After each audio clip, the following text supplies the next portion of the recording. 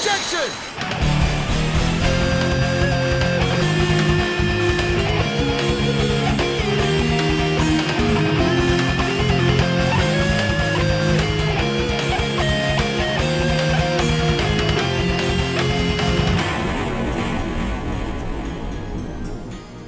Ahoy, me mateys! Today we'll be checking out the latest series from the MLP G5 comics with Set Your Sail #1. There's actually quite a lot to unravel in this. Some good, some bad, and some confusing.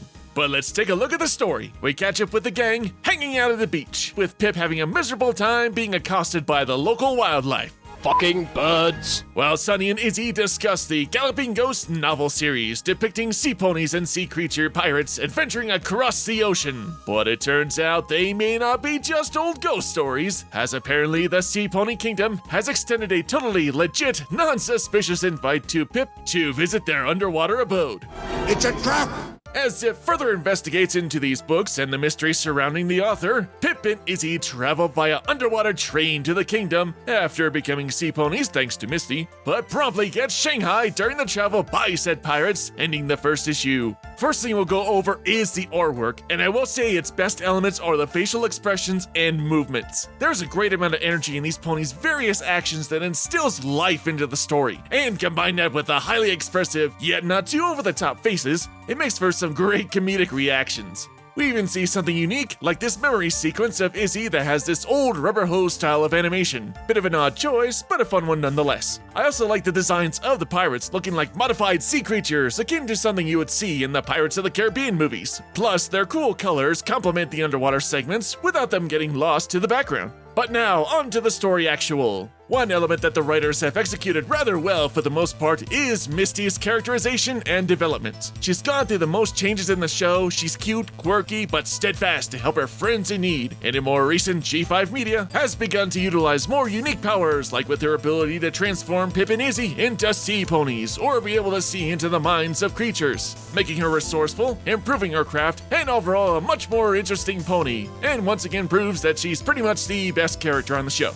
And though she isn't in the comic for long, she still shows how important she is to the team dynamic, like I said, with her helping out with the sea pony spell. I also kind of like how much of a fanatic Izzy is towards this novel series. As the world of G5 now expands, I love the lore building, introducing new elements, even something as simple as a novel, which adds more mythos to the surrounding world. Seeing the characters excited about an element draws in the reader, and it works as I am genuinely interested about these pirates and their various adventures. And then we have an element of the comic that has both great potential and wasted potential. That being Pip, chosen for the diplomatic mission to the Undersea Kingdom. Now obviously we the audience know it's a phony baloney invite that was sent by the pirates to trick Pip into a meeting with the Sea Pony Kingdom, but Pip, unaware of its illegitimacy, still doesn't care regardless to make such a diplomatic venture, since she knows that her sister will be the one to take the throne in the future. Her mother informs her that diplomacy regardless would be good for her to take on, and thus goes to the kingdom. Ever since the movie, Pip has been one of the least developed characters, just mostly focusing on the social media princess lifestyle, with her only real development of learning to live in the moment. So I do think this is a good idea to flesh out her character, learn to associate with an ally in other kingdoms, and make her a much more wiser, well-developed mare. Now, despite the praise, let's go over the wasted potential. All the way back in Chapter 1 of Make Your Mark, we established the plot point that one day, Zip will take her mother's place on the throne as the new Queen of Zephyr Heights. A plot point that was never revisited in the main series, and only touched upon in other G5 media. Here, you have this golden opportunity to explore that plot point much more, letting her practice her diplomacy skills with a foreign nation, eventually building up her ability to rule an entire province. But no, because the G5 team thinks the whole investigation route is a much more interesting characterization, she's the one to solve this mystery with the Galloping Ghost book. That gimmick can only go so far, and really hasn't evolved. But who knows, maybe in the future, issues like that will be addressed. One of the biggest issues I had with the story is the pacing, and how it just jumps around or has superfluous or odd scenes. Early on, the story starts out with every pony at the beach, then we discover the invite where Pip is now suddenly in Zephyr Heights, then a page later, they're all back at the Bright House. After the part where Misty casts the sea pony spell on Izzy and Pip, you have this scene where the two are riding a roller coaster at the board trot for some reason, get wet, and suddenly transform, and then the next scene is them just waiting underwater for the Sea Pony Kingdom train. I get it was an exposition scene for Pip telling her fans she's going on a journey, but the roller coaster part seemed completely random. Also, if they wanted to test and see if the spell actually worked, why wouldn't they just test it in a pool or bathtub or something? Not as epic as accidentally finding out on a roller coaster ride, but wouldn't feel as out of place and would be a much more logical step to test such a thing.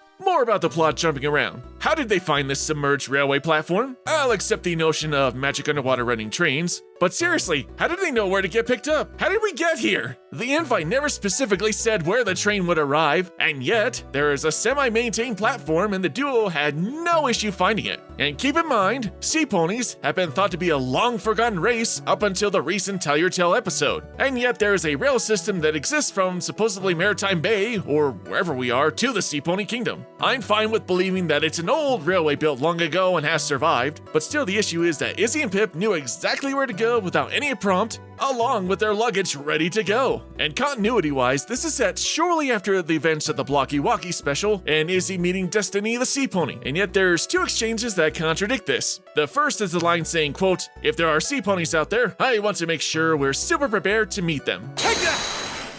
And you're a real-life sea ponies. I can't believe it. And then there's this other exchange where Pip says, quote, "Let me know when we actually discover sea ponies."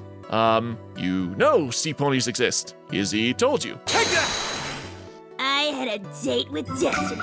Destiny is a sea pony. Again, this is a problem that constantly crops up with the show and comic team not coordinating storylines with each other. And some of the dialogue in this issue is just weird. In particular, the opening scenes, there's this odd delivery of referencing an incident with onions that happened to the group recently, and comparing the Galloping Ghost book to an onion and constantly going back to this unfunny long joke buildup about onions and a caramel-coated onion, and it just keeps going and has a letdown payoff, and I just huh? What in God's holy name are you blathering about? So anyway, those are all the major elements from this issue. And overall, how does it stack up? Honestly, despite my criticisms, it's okay.